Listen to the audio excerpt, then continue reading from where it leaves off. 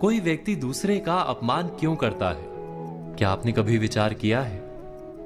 वैसे तो हम भी बिना कारण बहुतों का अपमान करते हैं। हमारा अपना अपमान भी बहुत बार होता है। संसार का सारा व्यवहार एक दूसरे का अपमान करने पर टिका है।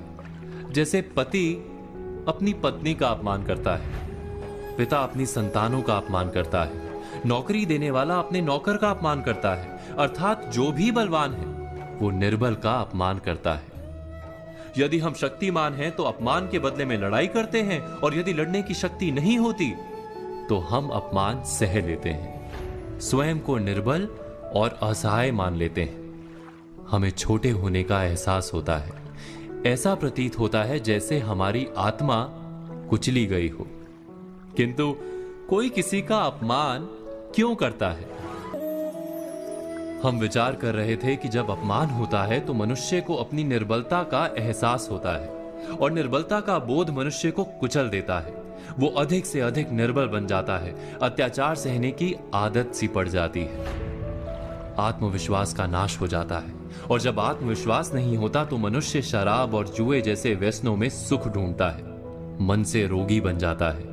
आखिर किसी भी मनुष्य की ऐसी दुर्गति कोई क्यों करता है? अपमान करने वाला वास्तव में क्या सिद्ध करना चाहता है? कभी गहराई से विचार किया है? हम विचार कर रहे थे कि कोई भी मनुष्य किसी का अपमान क्यों करता है। वास्तव में हम किसी का अपमान करते हैं उसकी निर्बलता सिद्ध करने के लिए, यह बताने के लिए कि हम अधिक शक्तिमान हैं। अर्थात वास्तव में अपमान करने वाला स्वयं अपने आप को शक्तिमान या बलवान सिद्ध करने का प्रयास कर रहा है। अपमान करने वाला हकीकत में अपनी शक्ति से आश्वस्त नहीं है, उसे अपनी शक्ति पर भरोसा नहीं है। दूसरों को चुनौती देकर वो अपनी शक्ति पर विश्वास प्राप्त करने की कोशिश करता है। क्या ये सच नहीं? हम बात कर रहे थे कि जब हम किसी का अपमान करते हैं तो वास्तव में इतना ही प्रकट करते हैं कि हमें अपने बल पर भरोसा नहीं। हमें संसार एक अविरत संघर्ष प्रतीत होता है, कभी ना रुकने वाली एक जंग सी दिखाई देती है। हम अपने निकट आने वाले सभी को प्रतिद्वंदी मानते हैं, फिर वो पति या पत्नी ही क्यों ना हो। हमें निरंतर लगता है कि हमें अपनी शक्ति सिद्ध करनी होगी, अन्यथा हमारा शोषण होगा, हम किसी के गुलाम बन जाएंगे।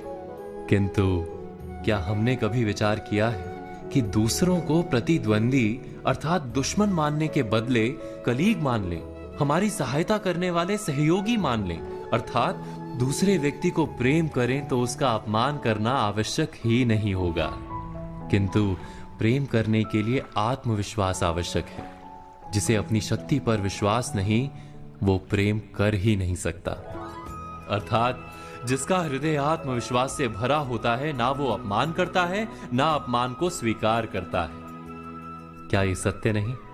इस तथ्य पर विचार अवश्य कीजिएगा।